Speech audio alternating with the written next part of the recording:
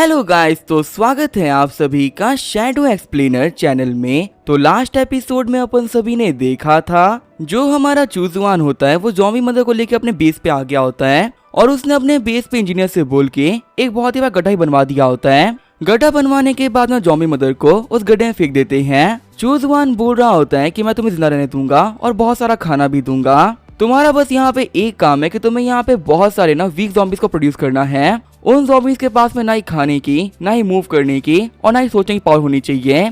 वो बस ऐसे होना चाहिए कि जमीन में पड़े रहें और थोड़ी देर के अंदर जमीन में मिल भी जाएं। तभी ज़ॉम्बी मदर होती है वो चूजवान की बात मानते हुए काफी सारे एग दे देती है। ज़ॉम्बी मदर बताती है कि सारे के सारे वीक ज़ॉम्बीज हैं जैसे कि चूजवान ने मांगे थे। चूजवान बोल रहा होता है कि तुम्हारा काम मुझे पसंद आया। चलो अभी तो काफी अच्छी बात है कि 5 दिन के अंदर ये सारे के सारे एग हैच हो जाएंगे और फिर ज़ॉम्बीज के यहाँ पे मरने की वजह से जो ये जमीन है ये काफी अच्छी हो जाएगी। मैं यहाँ पे बहुत सारे हाई क्वालिटी के हर्ब्स को उगा सकता हूँ और सबसे कमाल की बात तो ये है कि हर एक ज़ॉम्बी के मरने के बाद में मेरा कारमा इंक्रीज होगा। मैं सोच भी नहीं सकता ना कि मुझे यहाँ पे बिना बातें कितना प्रॉफिट मिलने वाला है। आगे हमें पूरे 1 महीने बाद का सीन दिखाया जाता है। हम देखते हैं हमारे चूजवान को जो कि आराम से बैठे कल्टीवेट कर रहा होता है। चूजवान बोल रहा होता है फाइनली जिस चीज के ऊपर मैं काफी टाइम से मेहनत कर रहा था वो कंप्लीट हो गया। अब मेरे पास में खुद का ब्लड डीमन शैडो है। जो ब्लड डीमन शैडोज होता है वो हमारे शैडो में छुपके रहता है। चाहे कोई बंदा कितना ही पावरफुल क्यों ना हो इसे सेंस नहीं कर सकता। कमाल की बात तो ये है ना कि एक इनविजिबल गार्ड की तरह है। अगर कभी किसी ने मेरे पे स्नीक अटैक कर दिया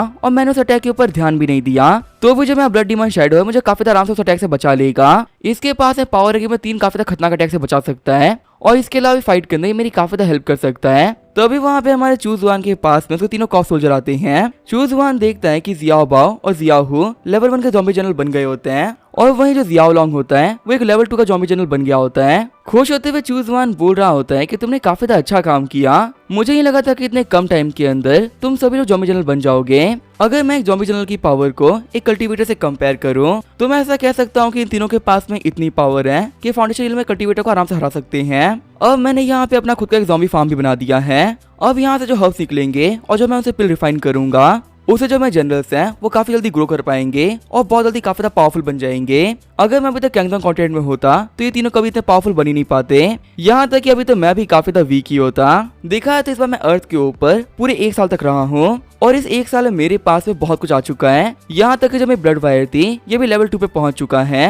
कभी कभी तो मुझे लगता है ना कि जितनी बार मैं अर्थ पे आता हूँ मुझे काफी बेनिफिट्स होते हैं। वैसे अगर देखा तो ज़ॉम्बीज को मारे हुए काफी टाइम हो चुका है। लास्ट टाइम मैंने यहाँ पे 1 लाख ज़ॉम्बीज को मारा था और उसी टाइम की जो एनर्जी थी वो अभी तक काम कर रही थी। लेकिन रिसेंटली इन ज़ॉम्बीज की जो एनर्जी है ना वो काफी कम हो चुकी है।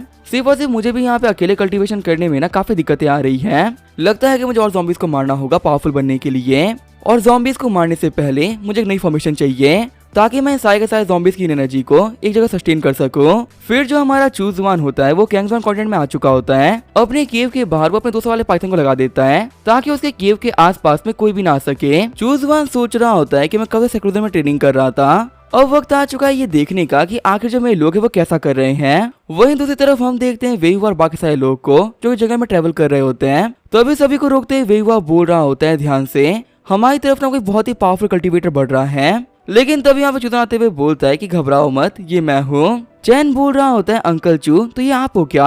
आपको तो भी सेक्लूजन में गए हुए 1 महीना भी नहीं हुआ था, आप बाहर क्यों आ गए? बाकी बंदों को वेहुआ बताता है कि ये हमारे चूजवान, तुम सभी लोग ना इनको अंकल चू बोल सकते हो। ये हमारे एक बहुत ही पावरफुल फाउंडेशन हिल में कल्टीवेटर है।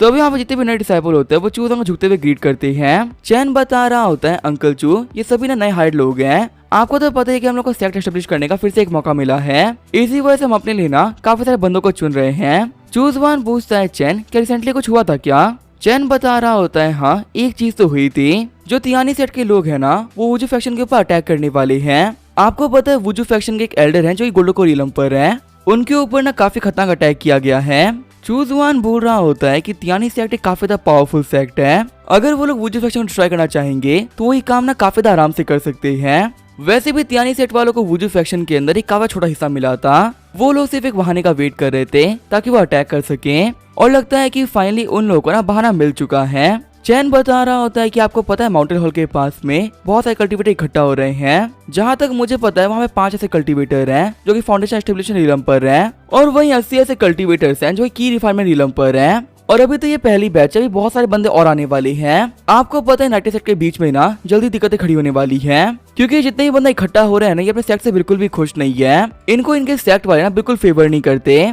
चूज वन बोल रहा होता है कि मैं देख सकता हूँ कि 90 सेक्ट के बीच में जल्दी एक वॉर स्टार्ट होने वाली है और इस वॉर के अंदर बहुत सारे लोगों को नुकसान होगा। अगर यहाँ पे पहली बैच के अंदर ही इतने सारे बंदे आए तो ये शो करता है क्या कि इनके बीच में कितने बड़े मतभेद चल रहे हैं। चैन बोल रहा होता है कि आपको पता है मेंबर्स ना पावरफुल बनने के लिए कुछ भी कर रहे हैं, यहाँ तक कि वो लोग ना डिमोनिक टेक्निक्स को सीख रहे हैं ताकि वो पावरफुल बन सके। चूज वन बोल रहा होता है कि डिमोनिक टेक्निक्स आखिर उनके पास में आंख कहाँ से रही है, जितना तुम्हें उनके बारे में पता तुम्हें देख के लग रहा है कि तुमने उनसे काफी ज्यादा प्रॉफिट कमाया है। चैन बोल रहा होता है कि आप कह सकते हो कि मेरी किस्मत काफी ज्यादा अच्छी थी, वहाँ के जो की रिफाइनर कल्टीवेटर्स थे ना मैंने उन लोगों को काफी कुछ बेचा है और इसी वजह से मुझे अच्छा खासा प्रॉफिट भी हुआ है। अंकल चू अगर आप भी ज्वाइन करोगे ना तो आप काफी सारा पैसा कमा पाओगे। चूज वन बोल रहा होता है कि तुम क्लेवर हो इसी से मुझे पसंद आए, एक काम करो मुझे ब्लैक मार्केट लेके चलो, मेरे को देखना है ना कि आखिर वहाँ पे कोई सामान मेरे काम का है भी कि नहीं। आगे हम देखो चैन होता है वो हमारे चूज वन का ब्लैक मार्केट लेके आ गया होता है। चैन बता रहा होता है कि जब 93 सेट के पहले बैच के कल्टीवेटर यहाँ पे आए ना तभी अपने आप ही फॉर्म हो गया। आपको पता है आसपास के बहुत सारे कल्टीवेटर्स है जो कि यहाँ पे आते रहते सामान खरीदने के लिए। इस पूरे के पूरे मार्केट के अंदर ना कोई भी दिक्कतें खड़ी ना हो इस चीज का ख्याल 3 कल्टीवेटर्स रखते हैं जो कि तीनों ही ना फाउंडेशन रिलम पर है। हम देखते हैं जो हमारा चूज वन होता है वो अपना रूप बदल के ब्लैक मार्केट में आया होता है और जब वो अपने आसपास के लोगों की बातें सुनता है तो वहाँ पे जिन कॉप्सेस गोवम और बहुत कुछ बिक रहा होता है। चूज वन सोच रहा होता है कि मानना पड़ेगा मार्केट काफी ज्यादा कमाल का है, डिमोनिक कल्टीवेशन के लिए जो भी कुछ चाहिए रहता है ना यहाँ पे वो सब कुछ है। सच में लगता है कि ये कल्टीवेटर्स अपने सेक्ट से ना काफी ज्यादा नाराज हैं और इसी वजह से लोग पावरफुल बनने के लिए ना यहाँ पे कुछ भी कर रहे हैं। चैन बोल रहा होता है अंकल चू आपको पता है मेरा भी यहाँ पे एक स्टॉल है और मेरे पास में भी ना यहाँ पे बहुत सारे कस्टमर्स हैं जिनसे मैं काफी ज्यादा लंबे टाइम से काम कर रहा हूँ। आपको पता है हमारे जो ब्लड बीट्स है ना वो यहाँ पे काफी डिमांड में है, क्या आप यहाँ पे अपने बीट्स को बेचना चाहोगे? तो अभी जो हमारा चूज वन होता है वो चैन को ब्लड बीट दे देता है। चूज वन बोल रहा होता है ये लो इसे बेचने के बदले में ना तुम्हें 10% कमीशन मिलेगा। वही चैन जब उस पाउच को देखता है तो काफी शौक रह गया होता है क्योंकि उस पाउच के अंदर कुछ बहुत ही बड़े बड़े ब्लड बीट्स, यिन फीड ऑरा, लो ग्रेड के स्पिरिचुअल आर्टिफैक्ट और ये बहुत कुछ होता है। चैन बोल रहा होता है कि इतने कमाल के आइटम्स को कोई भी खरीदने के लिए मान जाएगा और मुझे इतनी सारी चीजों के ऊपर 10% कमीशन मिल रहा है, ये तो बहुत ही कमाल हो गया। कहीं ऐसा ना हो कि ये सब कुछ बेचने के बाद मैं इस सिटी का सबसे अमीर इंसान बन जाऊं। चैन बोल रहा होता है सच में अंकल चू आपके पास में तो बहुत सारा पैसा है, वैसे मेरे यहाँ पे पाउच खोलने की वजह सभी लोगों ने सेंस कर लिया है कि हमारे पास में क्या क्या आर्टिफैक्ट है, क्या होगा इनको चुराने के लिए ये लोग हम पे अटैक कर दें। तो अभी जो हमारा चूज वन होता है वो अपने जियाओ बाओ को बाहर निकाल देता है। चूज वन बोल रहा होता है जियाओ बाओ चैन के साथ में रहना और अगर कोई भी यहाँ पे चैन पे अटैक करने का ट्राई करे तो उसको मारने से पहले एक बार ही मत सोचना। तो अभी जो हमारा जियाओ बाओ होता है वो अपने रिलीज करने लगता है जिसको देखते हुए आसपास के कल्टीवेटर्स काफी डर गए होते हैं। सभी कह रहे होते हैं कि ये तो एक कॉप जनरल है और जहाँ तक कि हम लोग को पता है कॉप जनरल के पास में फाउंडेशन रिलम में कल्टीवेटर की पावर होती है।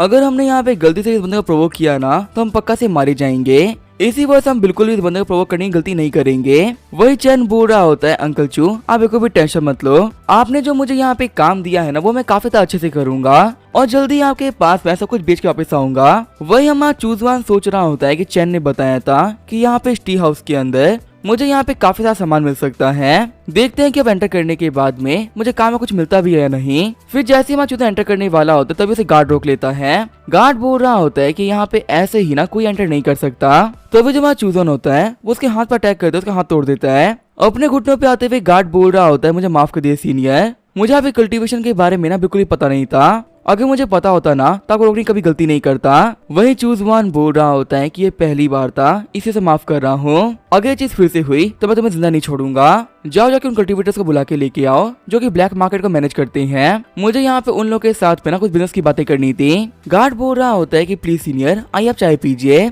तब तक के लिए ना मैं उन तीनों लोगों को बुला के लेके आता हूँ। वही जब चूजन होता है वो आराम से आके अंदर बैठ गया होता है। तभी उसके पास में कल्टीवेटर आते हुए बोलता है मुझे माफ करना मेरे दोस्त, मुझे तुम्हारे पास में आने में ना काफी टाइम लग गया। मेरा नाम है ओल्डहान और मैं इस ब्लैक मार्केट को मैनेज करता हूँ, क्या मैं जान सकता हूँ कि आपका नाम क्या है? तभी हमारा चूजवान बोलता है कि मेरा नाम है हेलियांग। ओल्डहान बोल रहा होता है कि मैं सुना कि आप कुछ बात करने के लिए आए थे, क्या मैं जान सकता हूँ कि आपको यहाँ पे क्या चाहिए? चूजवान सोच रहा होता है कि ये बंदा भी यहाँ पे ना डिस्गाइज टेक्निक को यूज कर रहा है। चूजवान बोल रहा होता है कि मुझे एक सोल डिफाइनिंग फॉर्मेशन चाहिए थी, अगर वो तुम्हारे पास में ना हो तो ब्लड फीड नर्चरिंग फॉर्मेशन चाहिए थी, और अगर तुम्हारे पास में वो भी नहीं है ना तो मुझे कोई हाई ग्रेड की फॉर्मेशन दे दो जिससे कि मैं काफी सारी सोर्स को इकट्ठा कर पाऊँ। चूजवान की डिमांड्स को सुनते हुए ओल्डहान काफी शौक रह गया होता है। ओल्ड हान बोल रहा होता है ब्रदर हीलियांग, आपने यहाँ पे जो भी चीजें मांगी हैं वो सभी टॉप टायर की डिमोनिक फॉर्मेशन है। जो राइटर सेट के लोग हैं उन्होंने काफी ज्यादा चीजों को डिस्ट्रॉय कर दिया है और बहुत ही कम लोग के पास में ना ये आइटम्स मिल पाते हैं। मेरे पास में उनमें से कुछ भी नहीं है जो कि आपने मांगा था, लेकिन ना फिर भी मेरे पास में एक चीज तो है। चूज वन बोल रहा होता है कि ये तो एक नर्चरिंग फॉर्मेशन है, वो मिड ग्रेड की,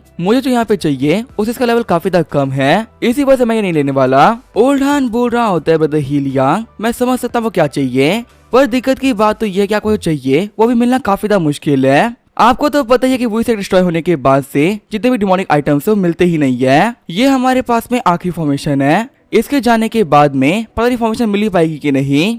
मैं यहाँ पे आपके लिए ना ज्यादा कुछ तो नहीं कर सकता, पर एक चीज तो कर सकता हूँ। मेरे पास में ना यहाँ पे एक फॉर्मेशन मैनुअल है, इसका यूज करते हुए आप किसी फॉर्मेशन की पावर को ना काफी बढ़ा सकते हो, खासकर डिमोनिक फॉर्मेशन की पावर को। ऐसा ही पॉसिबल है ना कि आप 2 मिट्टी की फॉर्मेशन मिला के एक हाई ग्रेड की फॉर्मेशन बना लो। मैनुअल को पढ़ते हुए चूज वन बोल रहा होता है कि ये काम की चीज है। ठीक है, फिर बताओ कि तो फॉर्मेशन कितने पैसे चाहिए। मेरे पास में यहाँ पे एक ब्लड बीट था, क्या इससे काम हो जाएगा। शॉक होते हुए ओल्ड हान बोल रहा होता है, क्या इतना प्योर और इतना बड़ा ब्लड बीट, इसे हासिल करने के लिए कम से कम एक शहर के लोगों को मारना होगा, तब जाके ना आपको इतना कमाल का ब्लड बीट मिलेगा। पर आखिर जो ये ब्लड बीट है आपको मिला कहाँ से?